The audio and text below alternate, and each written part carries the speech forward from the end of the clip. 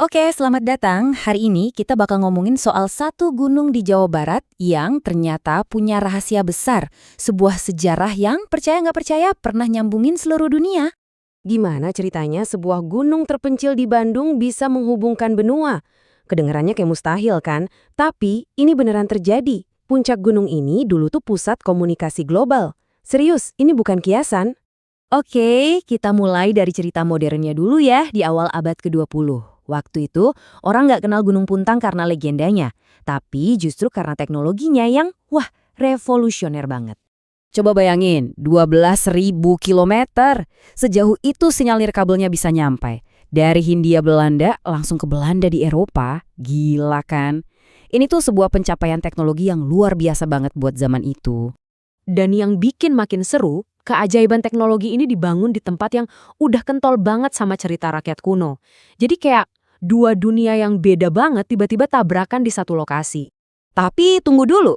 Jauh sebelum ada gelombang radio, ada cerita lain.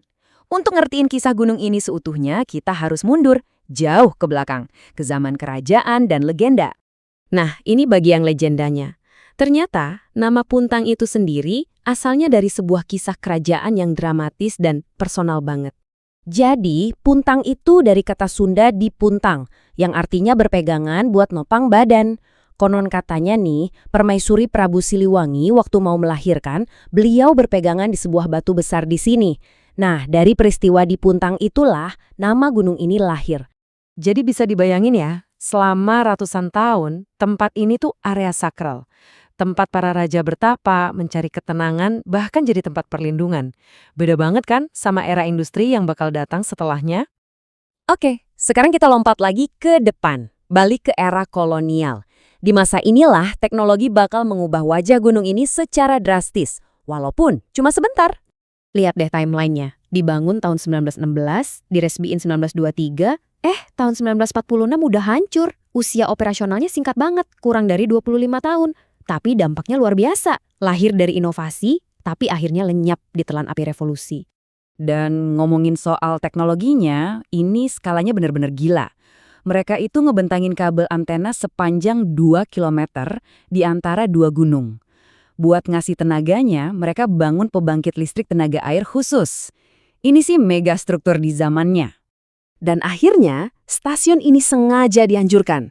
Tepatnya pas peristiwa Bandung Lautan Api. Para pejuang kemerdekaan kita melakukan taktik bumi hangus. Biar aset strategis kayak gini nggak bisa dipakai lagi sama musuh. Sebuah pengorbanan besar demi kemerdekaan. Terus apa yang tersisa sekarang? Kalau kita ke sana hari ini, apa yang bisa kita lihat dari sisa-sisa perpaduan dua sejarah ini?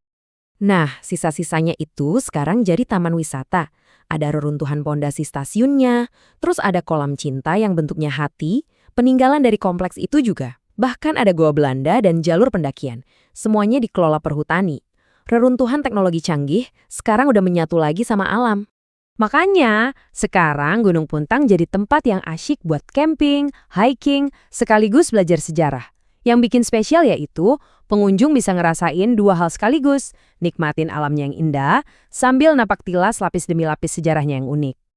Nah, dari sinilah kita bisa lihat identitas asli Gunung Puntang.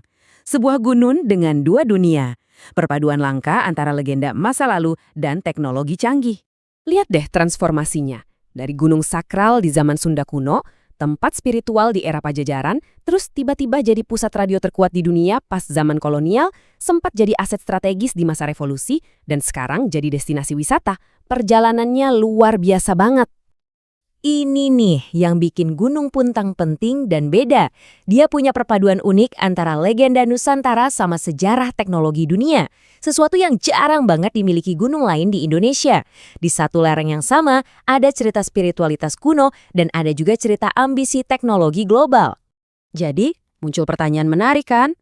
Sebenarnya warisan mana sih yang lebih mendefinisikan sebuah tempat? Kisah kunonya atau sejarah modernnya? Mungkin tempat kayak Gunung Puntang ini ngasih kita jawaban. Kalau keduanya bisa hidup bareng. Dan justru perpaduan itulah yang bikin ceritanya jadi jauh lebih kaya.